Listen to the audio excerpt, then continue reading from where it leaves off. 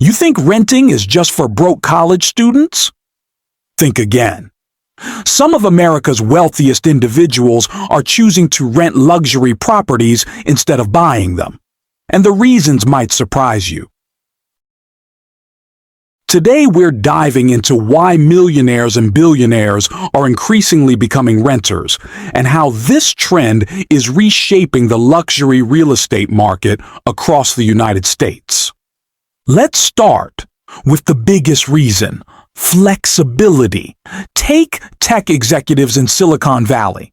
When Satya Nadella was climbing the corporate ladder at Microsoft, he rented homes in different cities as his career evolved. Many Fortune 500 CEOs do the same thing.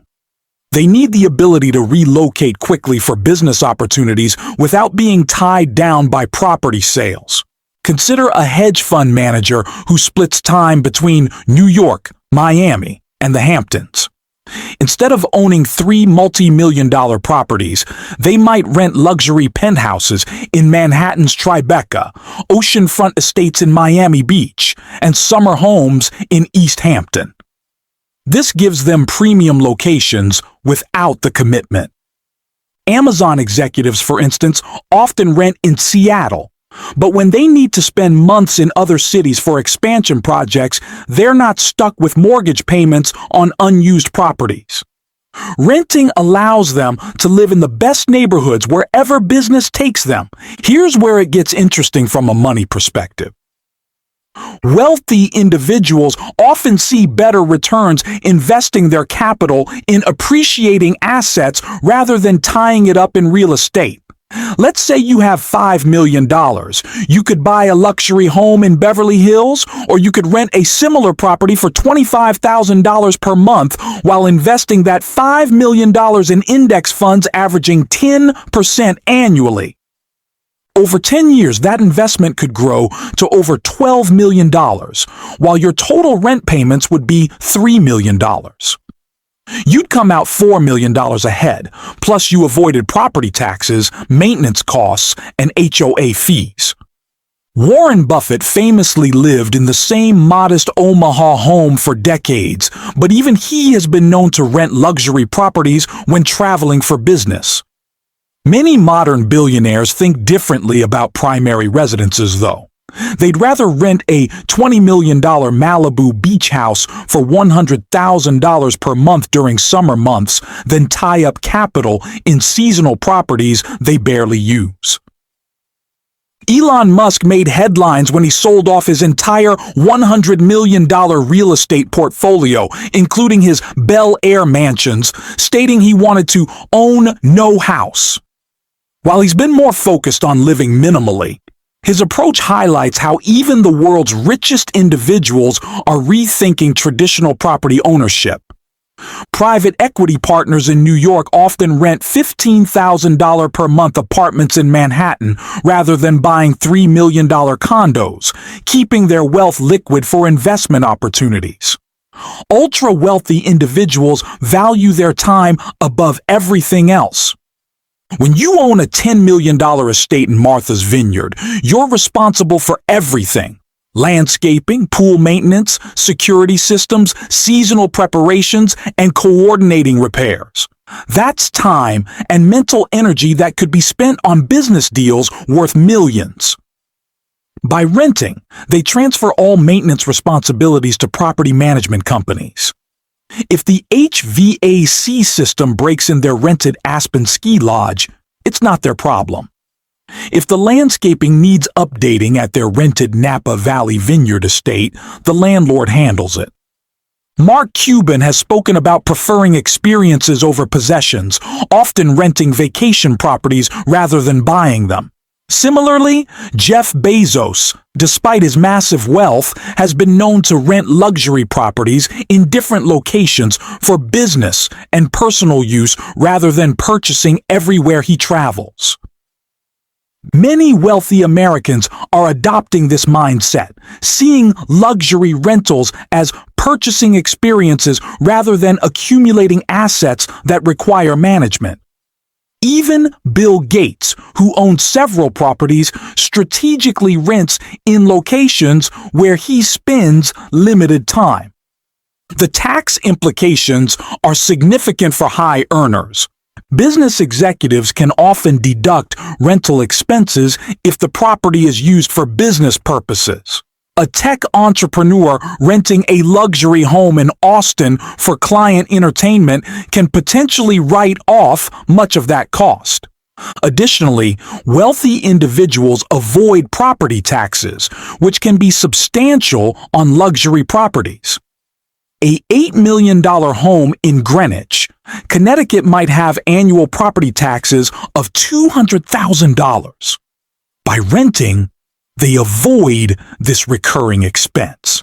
Some wealthy Americans rent in states with no income tax, like Texas or Florida, while maintaining business operations elsewhere, optimizing their overall tax strategy. Renting gives the wealthy access to properties they might not be able to buy.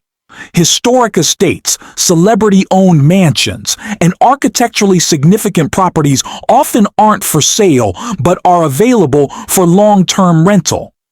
A pharmaceutical executive might rent Frank Sinatra's former Palm Springs estate or a Hollywood producer's Beverly Hills mansion. Ultra-luxury rental markets have exploded in cities like Miami, where international buyers rent oceanfront penthouses for $50,000 plus per month.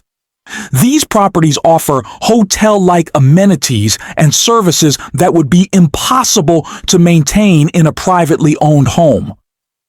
Some of Manhattan's most exclusive buildings offer luxury rentals with concierge services, private chefs, and building amenities that rival five-star hotels. Sophisticated investors understand market cycles. During uncertain economic periods, wealthy individuals might choose to rent rather than buy, waiting for better market conditions. If they believe luxury real estate is overvalued in markets like San Francisco or Manhattan, they'll rent and wait for prices to correct. This strategy also protects them from market downturns. During the 2008 financial crisis, many wealthy Americans who rented rather than owned luxury properties avoided significant losses when real estate values plummeted. Let's look at some real examples. Elon Musk's dramatic shift from owning a $100 million real estate portfolio to selling everything and embracing a more nomadic lifestyle shows how even billionaires are questioning traditional ownership models. When he needs luxury accommodations, he opts for high-end rentals or stays with friends. Jeff Bezos, despite his immense wealth, strategically rents properties in locations like the Hamptons and international destinations, rather than buying everywhere he travels for business or pleasure. In Jackson Hole, Wyoming, many billionaires, including tech moguls and hedge fund managers, rent luxury ski properties during winter months rather than owning. Properties that might cost $15 million to purchase rent for $75,000 per month during ski season. Warren Buffett's longtime friend and Berkshire Hathaway partner, Charlie Munger, was known to rent vacation properties rather than own multiple homes, focusing his capital on investments instead. Tech executives in San Francisco's Pacific Heights often rent penthouses for $15,000 to $25,000 monthly rather than buying $5 to $8 million properties, keeping their capital available for stock options and startup investments. Wealthy New Yorkers frequently rent in the Hamptons during summer, paying $100,000 to $300,000 for seasonal rentals rather than owning properties they'd use only 3 months yearly. The wealthy rent because they understand something most people don't. Sometimes the most expensive option up front is actually the most cost-effective long-term strategy.